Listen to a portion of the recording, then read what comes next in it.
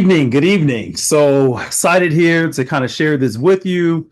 And so today we're going to be talking about how we can help you increase your rating to 100% and get your claim approved quickly. All right. So he's going to hop right into it. So my promise is this is going to be the most important and productive 45 minutes to an hour roughly that you'll experience as a veteran. Also, I'm going to go over the three things that a VA rater is looking for to deny your claim. And why your VSO, vet lawyers, large veteran, for-profit companies, DAV reps, why they don't care about your claim. I mean, they shouldn't. I mean, it's not their claim, it's your claim. And then exclusive free bonus if you stay to the end to watch this entire presentation. So first thing I want to talk about is your why, or actually more specifically, my why. You can see in the top corner, that's my mother. I've helped out my mom a lot. She's helped out me. She's helped me out. And so that's one of the reasons why I work. I like to travel, like to live good. And, as we know, life is expensive. Life costs money. And, we need money, we need resources in order to fund that. So going through the VA process, you need to start figuring out what your why is. Why are you going through this process? What's going to keep you pushing forward whenever it gets tough? When you probably get a denial, whenever you kind of lose steam, or whenever it's taken 3, 4, 5, 6, 7, 8 months to get adjudicated, what's going to keep you going? Like, why are you doing this? And if you have a pen and paper, I want you to write down your why. And remember that. And also, I feel your pain. If you've already gone through a denial with the VA, I feel your pain. I've been there. You could have waited 3 months, 4 months, 5 months, 6 months. And then you come back and, it's like a gut punch. You're like, shit, I didn't expect, this to happen. You're expecting a positive outcome. Maybe you're applying for a second time, maybe even third time, maybe waiting on a higher level review, fourth time. And it can be painful. And it's painful because they don't make the process simple. They make it extremely complex on how to file. That's the reason why a lot of veterans hire VSOs, DAVs, lawyers. They hire these large companies to kind of help you navigate the process, because for whatever reason, I think they don't want you to, I think they don't want it to be simple. So what makes us different is we like to target the low hanging fruit. We want to get you some quick wins. Based off of Title 38.4, we base everything off the law that's used to determine service connection, or, like the second line says, secondary conditions, which a lot of people that have done VA claims, they'll tell you the secondary conditions are a huge key, because it's a lot easier to connect to a secondary versus trying to get initial service connection like right out the gates. We also utilize nexus letters, legal cases citing previous appeals wins. And let's say this is you as the veteran. Most people that, other companies, they may want to just throw stuff on a wall with sticks, or they may want to go for the hardest one. So if you're thinking about it, would you want to try and get the apples at the top, where you're going to have to come in, bring a scissor lift, go to Home Depot, rent it, go get a flatbed, put the scissor lift on the flatbed, roll it off, bring it to the site, go all the way to the top and pick the apples? Or would you just want to get the easier fruits first, just to get some momentum, and then you just reach up, grab a fruit, and then now you got something sweet to snack on? All right. So I also want to talk about who here that's watching this believes that doctors, and this is a belief amongst many veterans, that doctors are going to offer you 4 to 8 hours of their time and risk their medical license to provide you with a link, a nexus letter, for your claim, absolutely free. I'm going to pause here for a second, scratch my eye. Got something in my eye, I think. So who here believe now again, I'm on different Facebook boards, message boards, that they're going to do this for free. Now, it might happen if you have your own personal doctor, you guys have a good rapport with them, but likely no. I mean, their time is valuable. They went to school. They're like you, they have jobs and they want to get back home to their families or get back to their hobbies. So if you're a veteran that thinks everything should be free, it's going to be easy and people are going to just roll out the red carpet for you, this is not for you. This is not for you. In this world, life is a value exchange. You provide something. Let's say I want a cookie. I don't expect the baker to just, hand me a cookie for free. It's like, hey, I'm going to give you $1, $2, whatever it is. You give me, whatever exchange in return. So that's one thing I want veterans to understand as well is life is a value exchange. And the sooner that you grasp and understand that, I would say the easier post veteran life will be. Now, this is something where I think a lot of give me 1 second. Let me hit the timer on this. Sorry. So this is something where I struggled with. Sorry for that hesitate, but this is something where I struggle with, where I felt that in order to get VA disability, you almost had to lose a limb. You had to have an arm. Because I did have someone, kind of discuss VA disability to me, like 5, 10 years ago. And I was like, oh no, like let that be left to the veterans that have, an arm blown up, a leg blown off, or something like that. But you really shouldn't have that type of thinking. And here's why I would say my feelings changed. So when I actually look back to whenever I first got into the military as an E1, I realized they were working me for $990 a month as an E1. And you're on call 24 hours a day, 7 days a week. That's less than $250 a week. So I did sign up for it, but we would have watch. We go to sleep at 10, and then we have to get up at 12 to do, or actually get up at 11:30 to get ready for watch. Watch would be 12 to 2, and then we get off at 4. So we're always sleep deprived. We're financially deprived, and anyone that's been on deployments, I've been on 2 long deployments. It's almost no way that you're going to go on these long deployments and not come back and suffer from any type of PTSD. There's all kind of incidents that happen. If you're deployed in war, where you're on the front line or not, it's a very taxing job. And we're told to just suck it up and deal with it. And it's tough. I've struggled with depression. I've struggled with separation anxiety. I've had a lot of friends, family that, or not family, but a lot of friends that have struggled with, women cheating. Well, maybe I struggled with that, maybe outside of the military, and families being broken up. It's hard being a service. You really give your whole life.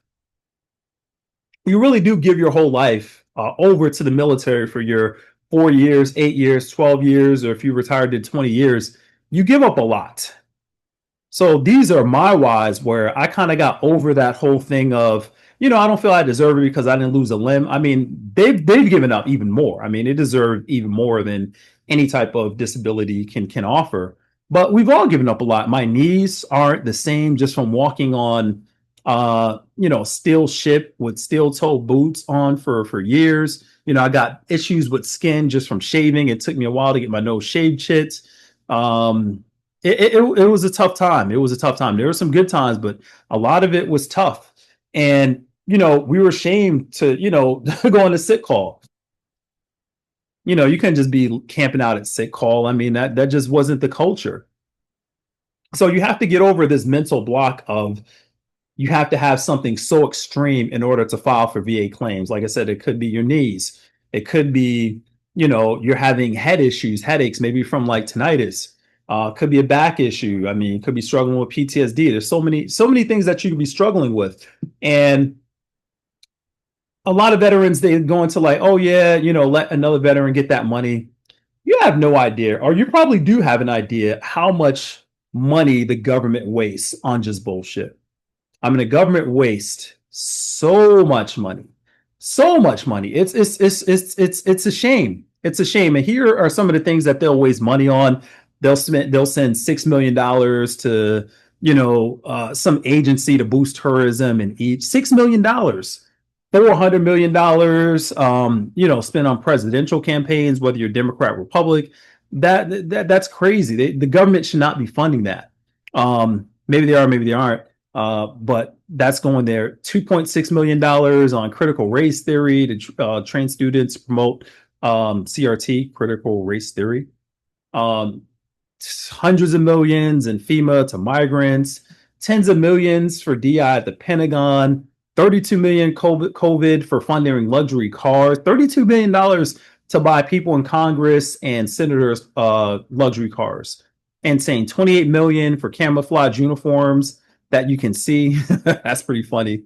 Billions in improper payments of COVID funds, businesses. I'm sure we heard a lot of PPP loans. I mean, they're just so much waste. And I think this is just really one department. I mean, they really didn't get a chance to audit all departments, which I was upset about. I'm like, why just audit one? They should have really opened up some. I mean, they shut it down and they thought we forgot, but we didn't.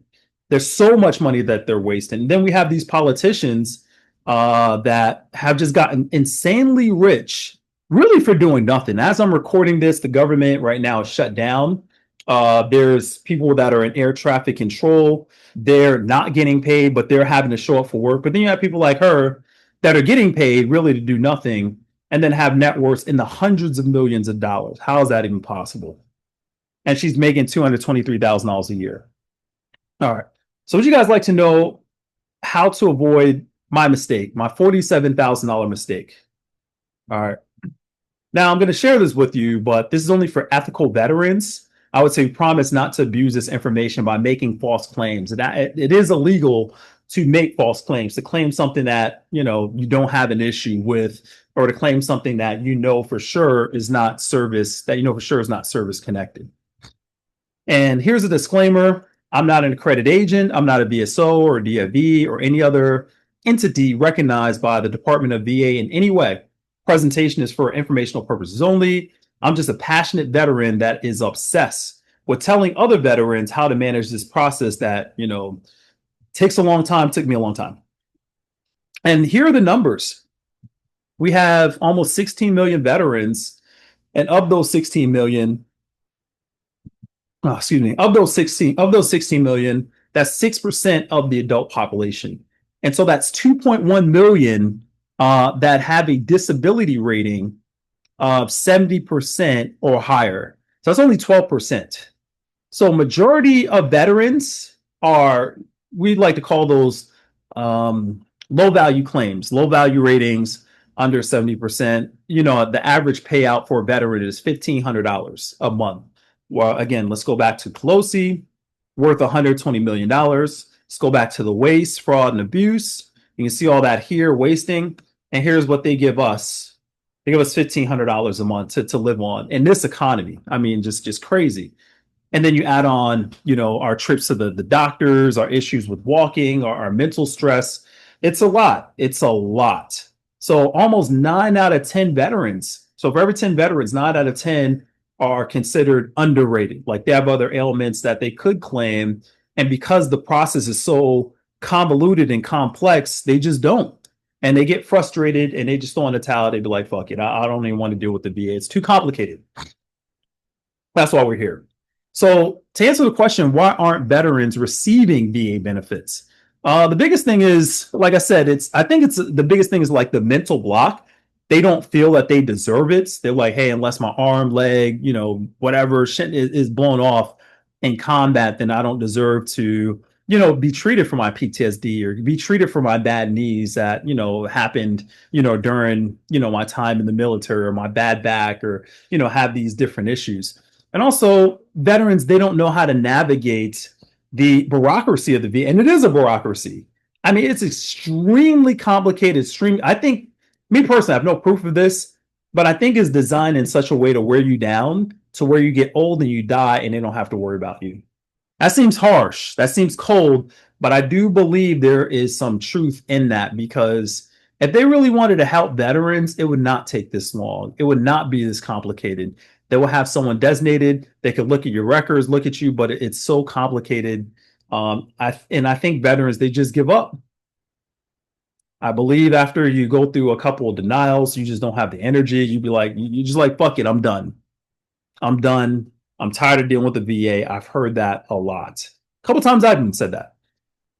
So the difference between a high value versus a low value claim, that will be a disability with a likelihood of getting rated 30% or higher on its own. So those would be claims like mental health, sleep apnea, migraines, anything respiratory, chronic fatigue, flat feet. That would be considered higher value claims. Then you have lower value claims. So lower value claims, that'll be a disability with a very low likelihood of getting rated past 30%. So that'd be like tinnitus, hearing loss, scars. Those would be considered low value claims. So are you ready to learn what VA raters are looking for to deny your claim?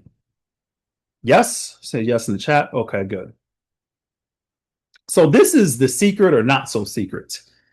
This is what they use. They call it the Calusa Triangle. It was actually a legal battle back in '95 where you had to have these three items in order to win your claim. Now, I've heard some people not have the full three and possibly win their claim, but it's rare. It's rare. You need to have these three items in order to win your claim, or then you're relying on luck.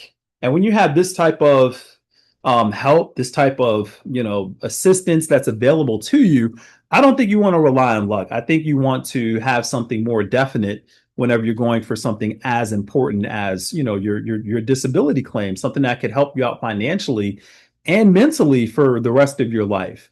So the first thing you need is a current diagnosis. The second thing you need is an in-service event. So current diagnosis, like, hey, I have this issue. Then the second thing is, hey, was that issue could have been caused, triggered, or made worse while you're in service? And then you need a nexus to connect that link between the disability and your time in service. So that's primarily what you need. All right. So how do you address each issue?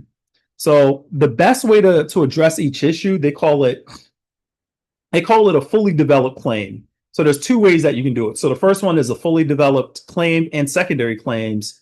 And so in order to do that, you need DBQs, you need nexus letters. I don't think I have it up here, but you probably need personal statements as well. And then also keywords and modeling in those personal statements. All right. So secret number one, a fully developed claim and secondary claims. So how to beat the VA, take control of your claims, and get a decision in 3 to 6 months. So the two main reasons, in my opinion, why I believe your claim gets denied is typically there's not enough or there's no relevant medical evidence. There's either no diagnosis, there's no symptoms. And again, before I knew this, I would just file a claim and you just hope for the best, which is not a strategy. Hope is not a strategy. All right.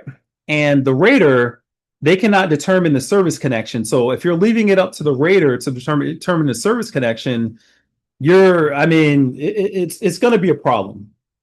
And it's not going to be a problem for them. It's going to be a problem for you. So you really have to make sure that you have that evidence. So how to fix number one and number two.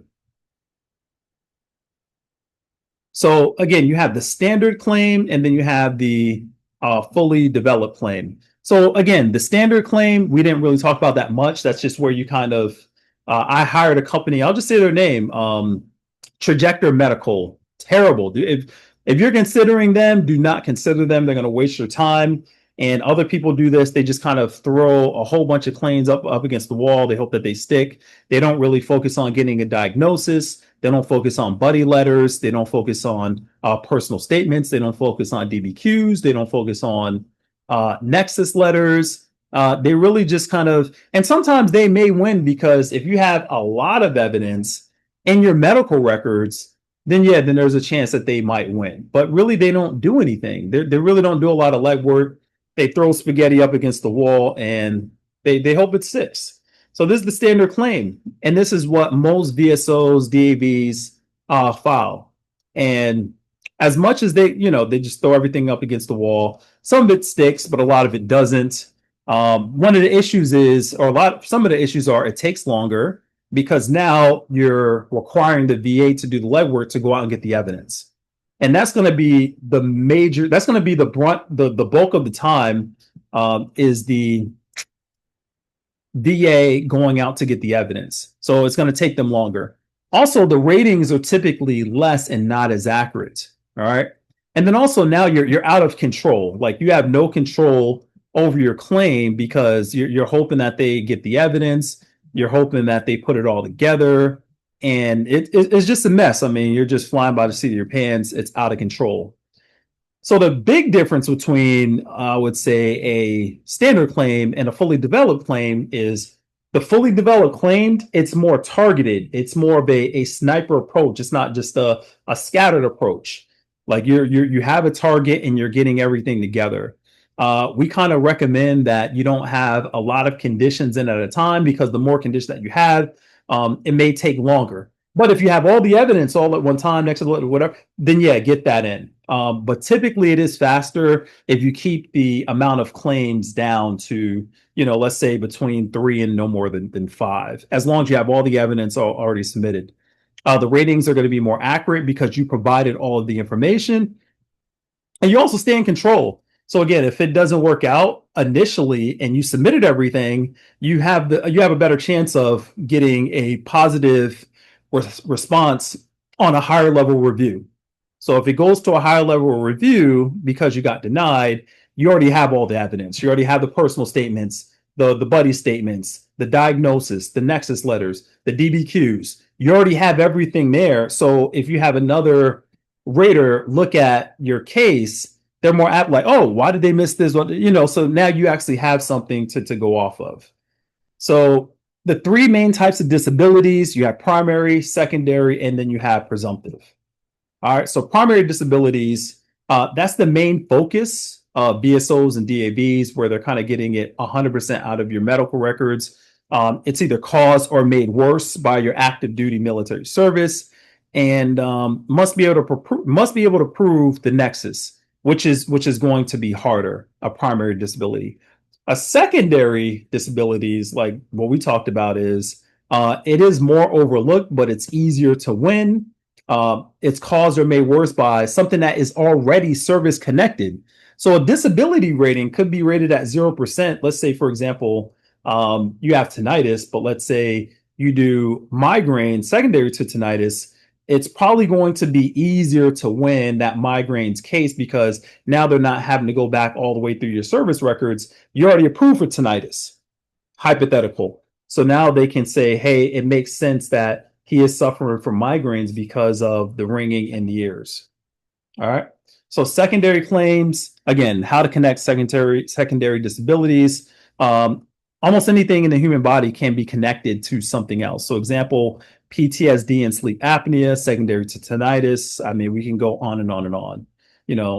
Service connected for 10% for tinnitus, file migraine secondary to tinnitus. But again, none of this was in, the files. And then also file PTSD secondary to tinnitus. Again, these are not in my personal files. So these were a personal situation where I was able to file migraine secondary to tinnitus, whereas, there's really no record of migraines. And so my primary disability was tinnitus. And because of my MOS, I was a aviation machinist mate. I was an engine mechanic. We'd sit in the back of the ship. We'd have our hearing devices on.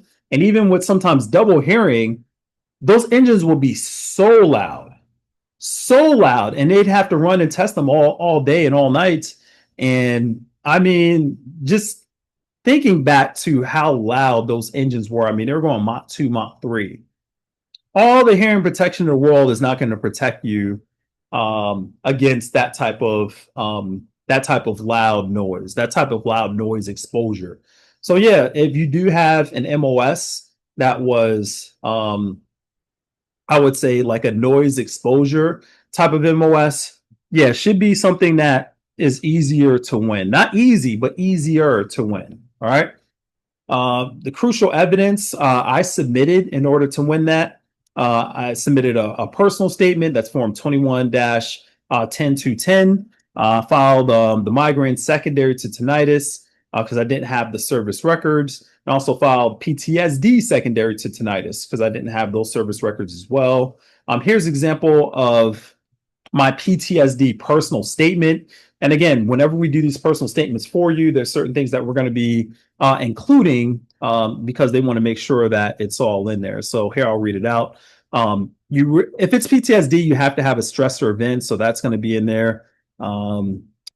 Socially, how it affects you socially, the severity, and then you guys can actually, I'll read this. The stressor event has profoundly impacted my social and occupational performance, leading to significant challenges in both domains. Socially, I avoid crowds and have become increasingly reclusive, struggling to make friends or build and maintain relationships, which has left me living alone without a wife, girlfriend, or close family connections, compounded by worsening anxiety that exacerbates my isolation.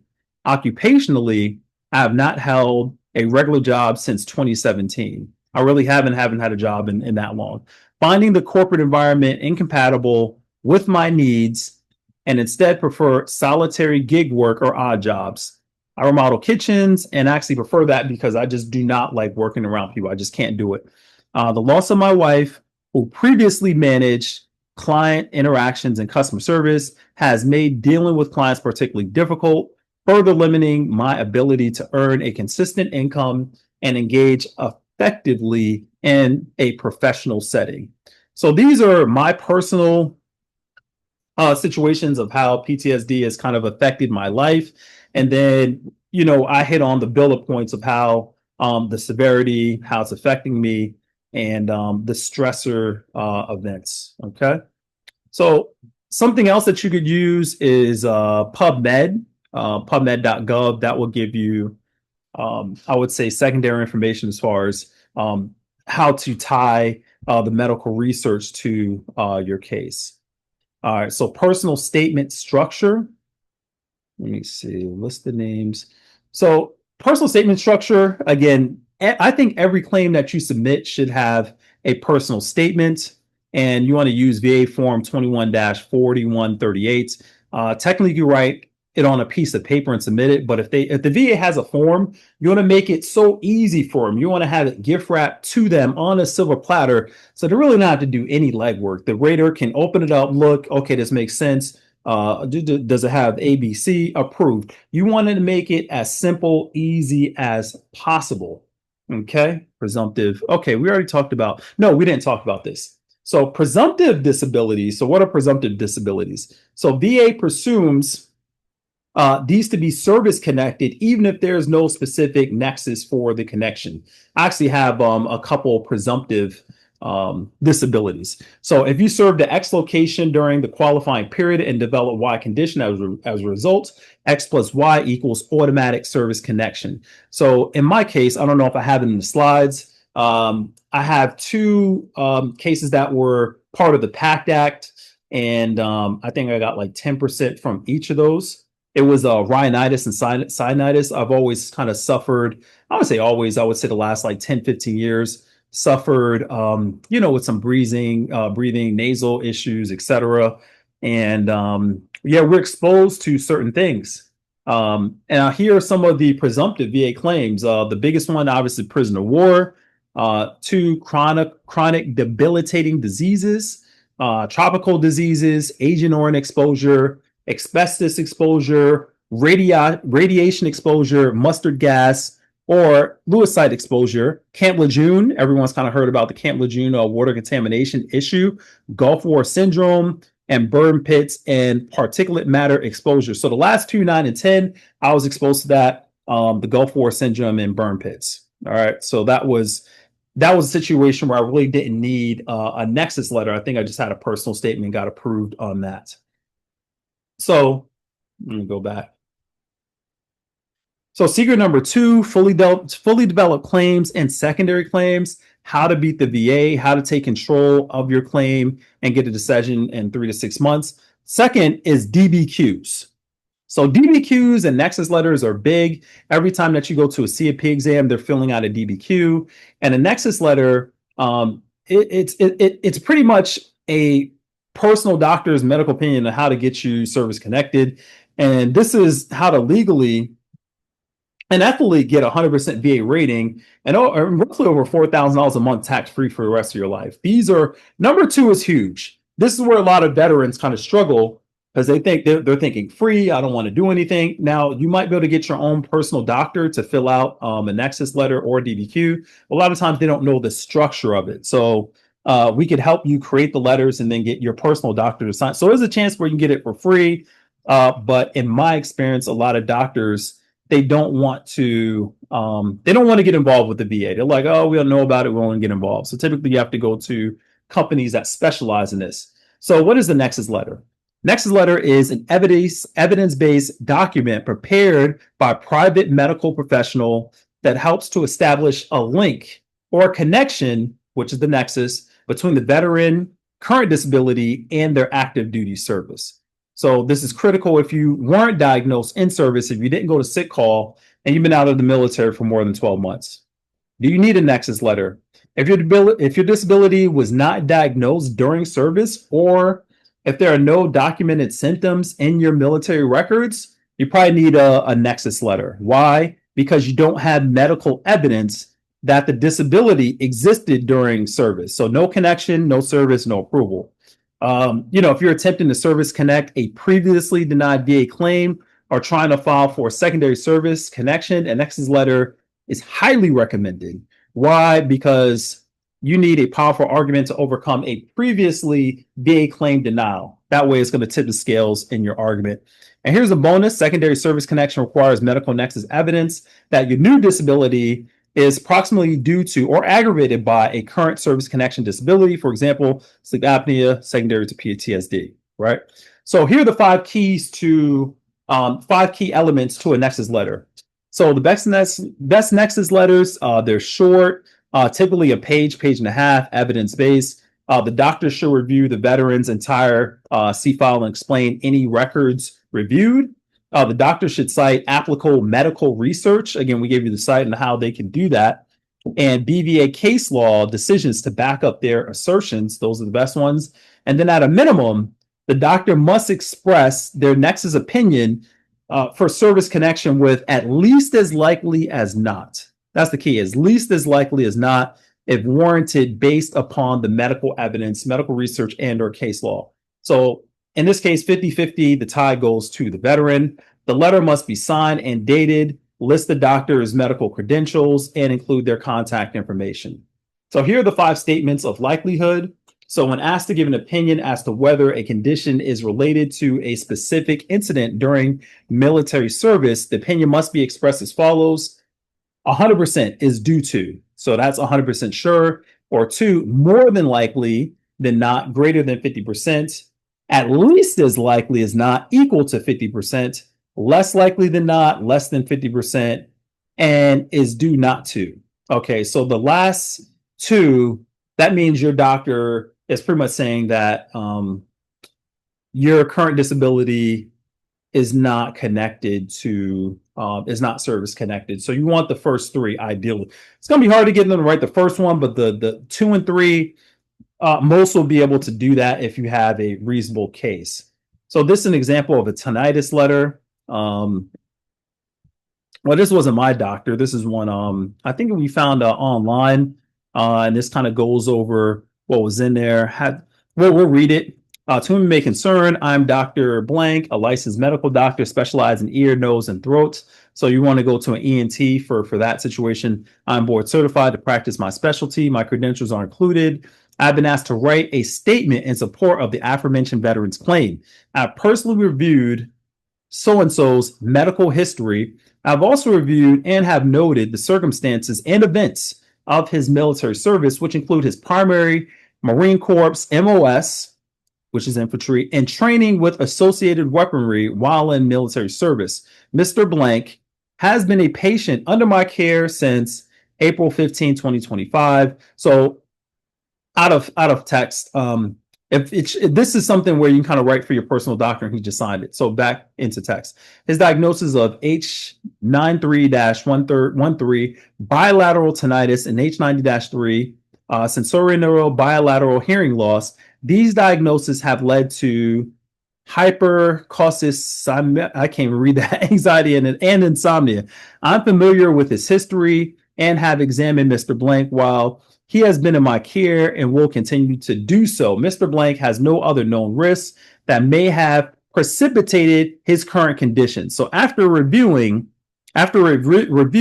of pertinent records, it is my professional opinion that it is highly likely that Mr. Blank's condition is a direct result of his exposure to loud noises such as live fire training and flashbang concussion during his military service. So this is a really good one. It hits on a lot of key points, says least as likely as not, etc. So this one's really good. So what is a DBQ? So a DBQ, it's a downloadable medical form created for veterans to use an evaluation process for their disability benefits. DBQs will help speed up the process of veterans' disability compensation. Now, if you don't have a DBQ, more than likely they're going to send you to a CMP exam, and the CMP examiner, when they have their folder out, what they're doing is they're filling out the DBQ. That's what's going on. So DBQs allow veterans and service members to have more control over the disability claims process by giving them the option of visiting a primary care provider in their community at their expense instead of completing an evaluation at a Department of Veterans Affairs facility. All right. So why are DBQs developed? All right. So DBQs, they're developed to streamline the collection of necessary medical evidence for the purpose processing veterans claims. So DBQs, they make it easier to win your VA disability claims. They get you a higher rating and have it completed faster. So how many disabilities are covered by DBQs? That's the next question. As of now, there's more than 70 DBQs to cover a full range of disabilities. The VA, they update it and they post it online for downloads in PDF format. Also, telehealth, telemedicine, DBQs are allowed by law, and they can be completed by a private healthcare provider. At this point, I think I only had one DBQ completed. It took a little while to get my my Nexus letter PTSD doctor to complete the DBQ. Sometimes they want to complete it, sometimes they don't. Ideally, if you can get them to do it, it will be best that they do it all at the same time. And before you pay them, because after you pay them, it may be hard to get them to work for you. You know, money does talk. So DBQs and Nexus letters, fully developed claims. So DBQs and Nexus letters are the linchpin for creating a fully developed claim because they provide medical information that is directly relevant to determining a disability rating, which helps ensure VA raters have the information they need to start processing claims faster.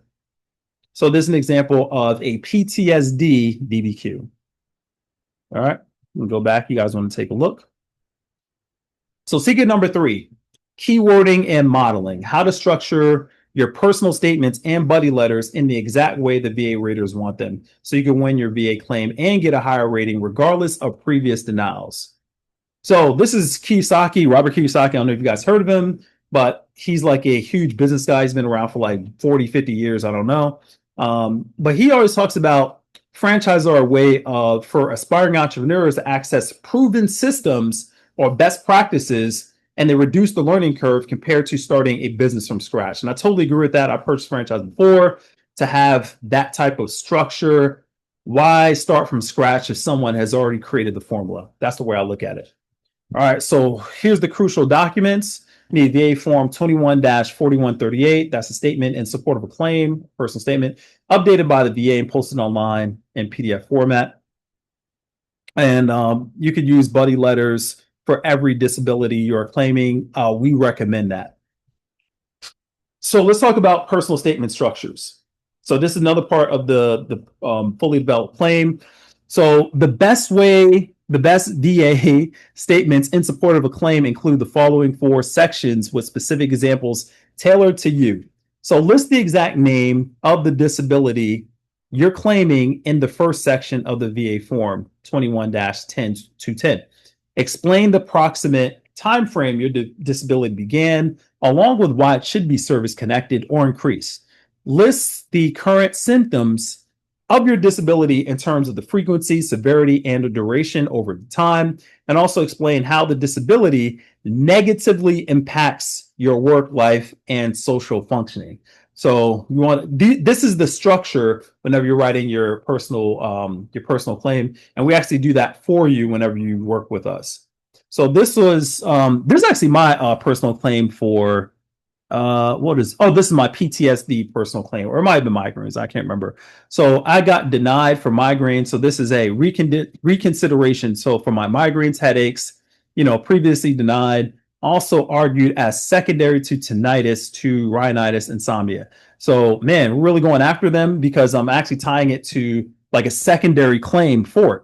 So that's the headline. And then the next line we want to hit on the severity or impact every day, baseline head pain, pressure, light noise sensitivity, nausea sometimes, multiple times a week, prostrating attacks required, dark, quiet room, and cessation of activities. These episodes, sometimes it calls me to I need to take a day off. I need to just relax. I can't work that day. Then the next line is why is it service related and how the VA rates it. So occupational exposure and chronic rhinitis sinus are recognized headache triggers. VA DOD guidance on tinnitus and insomnia also underscores sleep and sensory stressors that exacerbate headaches. So here again, I am tying it to an already one claim of tinnitus and rhinitis, right? And then secondary to service connection to tinnitus, population and clinical research show migraines and tinnitus are significantly associated. Shared mechanisms, central sensitization, and I'm not even going to spell that T word, activation, plausibly make tinnitus a precipitant and aggravator of migraine attacks, especially with sleep loss. The VA DOD tinnitus CBG 2024 recognizes tinnitus-driven sleep disruption and cognitive strain, well-known migraine triggers supporting a secondary aggravation path in my case. So let's go back. Well, I went two back. So personal structure statement. So the 4. So remember, list the exact name of the disability. I did that. Hey, migraines. Explain the approximate time frame your disability began, along with why it should be service connected. I did that. List the current symptoms of your disability in terms of the frequency and severity. I did that. And then explain how the disability negatively impacts my work life, social functioning. Did all that and all these 4. So if you guys want to take a picture of mine, you can go ahead and do it. All right. So VA Rater secret number 1. Okay. Just because the VA treats you for a disability, that does not necessarily mean it will be service connected.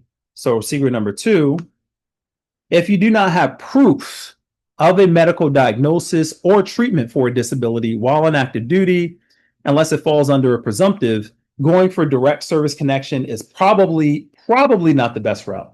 Try secondary connection. VA secret number 3. Independent medical opinions from private healthcare providers generally carry more probative value than DBQ medical opinions from a CMP examiner. So again, the CMP examiner, pretty much on their side, they're working for them. The DBQ's Nexus letters, you're paying for that. They're working for you. Typically, not always. I've had a case where they took the CMP examiner's opinion over my personal doctor. So it does happen, had to do another claim. But typically, they're going to value the medical opinion of that professional. So we talked a lot. I think we're talking about like 30, 40 minutes. So who feels like this? Who feels, man, I threw a lot at you and you kind of feel like a little overwhelmed in the paperwork required, in the, I forgot what do you call it, and what is required to get this done. That I think that's how they want you to feel. So can I have your permission to share how to increase your VA disability rating and competition you deserve? Well, that was me. That was I guess that is me. That was me in I think I was in San Francisco or something like that. Nice picture. So talk about the Calusa trial. So the roadmap to get you to the highest rating possible for you. So I'm giving you an offer. So you work with me and my team directly using the Calusa triangle, right? Also, we're going to create a personalized strategy for you to increase your rating. And we're going to connect you with the right doctors to write your Nexus letters and DBQs for the necessary medical evidence. All right. We're also going to help create the personal and buddy statements for your lay evidence. So that's what we're going to do. And then we're going to submit all the paperwork for you through the VA.gov app. Okay. So here's what other providers are charging for the service. Some are charging $1,000, $2,000 up front, 5 to 6 times the monthly payments on the back end, like once they win your award for you. And sometimes this could be north of like, $20,000, $30,000. I mean, it could get up there if you're talking about 5 times your monthly payment. And so the question is, why do they charge so much? Because this is how much you can make. You can be making over 4 grand a month tax free, and it's worth it. So if you're not making anything right now, you're making, maybe three, four, $500, and then you're up to $4,000. You're like, dang, after I pay them, then I get to keep the rest. It seems like a no-brainer. So my offer to you is for listening to this call and sharing it with at least one vet. We'll provide you with a free personalized strategy session. So everything that we're doing, provide you with that free personalized strategy session. You want to come to the call with all of your paperwork, any of your denials. And if you do have your military records, bring those as well. So we're going to go over a call, and then we'll talk about how you could schedule that call with either myself or someone on my team. Typically, we charge a $500 admin fee for us to take over and file your claim as your pretty much as your assistant. We're not going to require any type of I forgot what do you call it, where they you guys know what I'm talking about. The word is going to come to me, where someone kind of takes over for you and acts as their you. We're not going to do that. We're going to just assist you on this process. Okay. And we charge 3 times the monthly increase on the back end. Like I said, most other companies, they charge 5 or 6 times on the back end. And again, this is only charged if and only if we get you the increase. So you don't pay anything. If we just don't know what we're doing, we just screw up, you don't pay anything. So there's really no risk to you. So it's 100% risk free. And then also with the admin fee, we'll give you the refund back. Our goal is to work with people where we feel that we can increase their income. But if we can't, then, we'll just work 100% for free. Our goal is to make this a win-win situation where we win whenever you win. All right. But I got an even better deal. So for listening to this call and sharing it with at least one vet, you get the free personalized strategy session, which is 60 minutes of us going over your entire claim, which is $320 value. So instead of paying the $500 for us to do the admin fee, you're only paying $250 for the admin fee for us to file, gather all your plan, and pretty much act as your consultant and your coach. Write out your personal statements, buddy statements, direct you to where you need to go to get the DBQs and Nexus letters, and create your fully developed claim. And instead of 3 times the monthly increase, only 2 times the monthly increase, if and only if you get the VA rating increase. So again, we get no rating, there's no increase.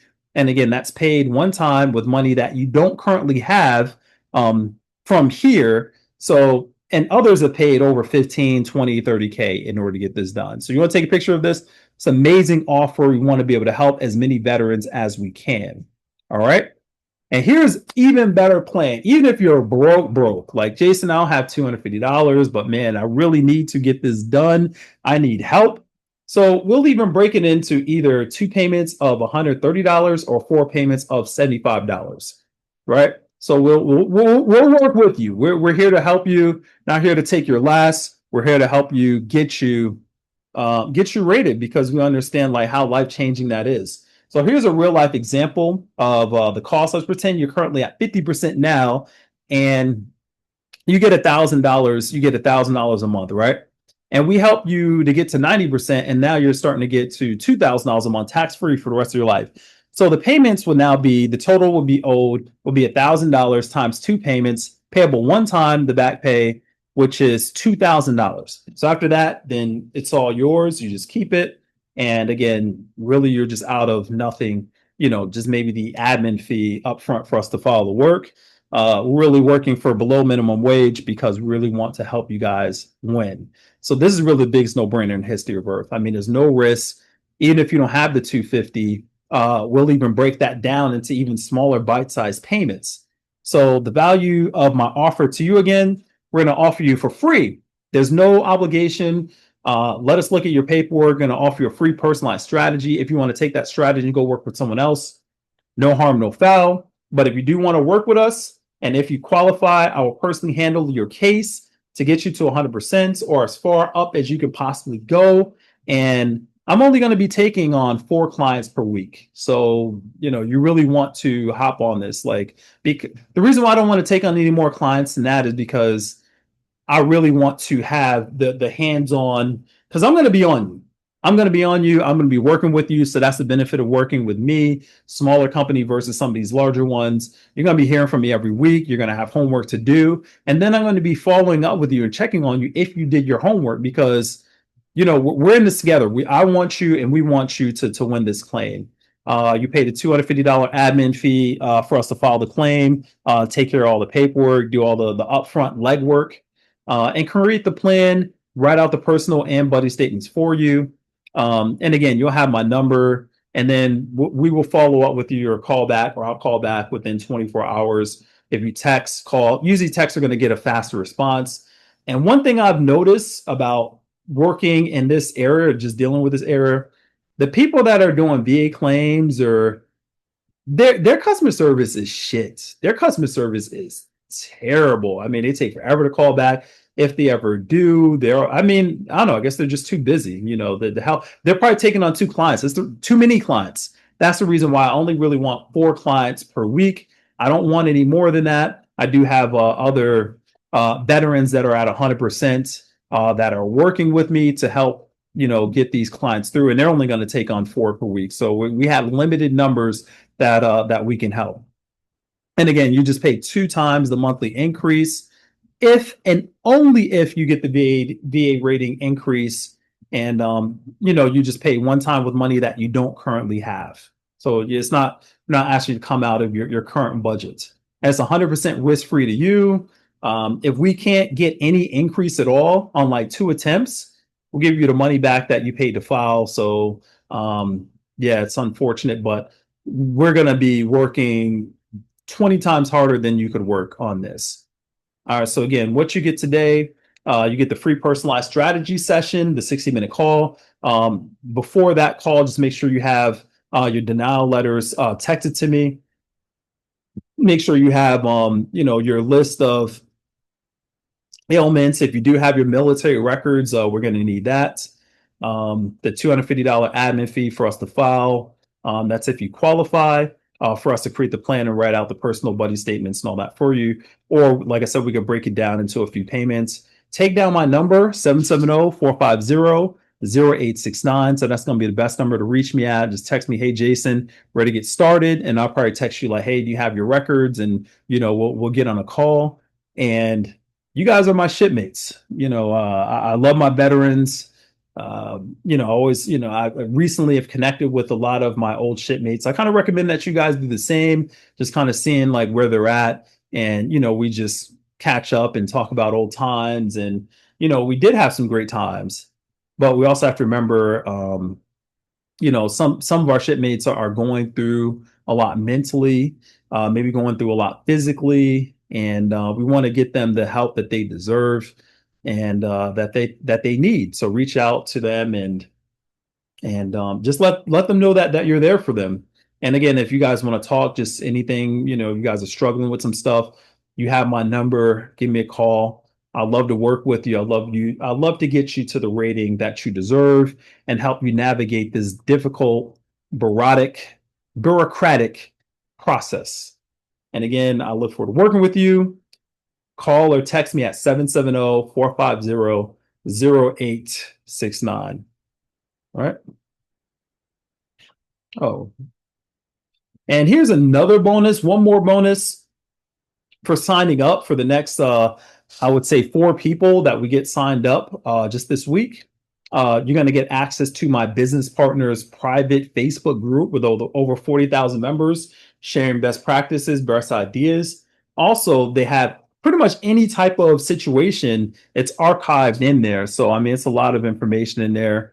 And again, if only you got a secondary opinion on your VA claim, that's free, where we just talk. I think it'd be worth it.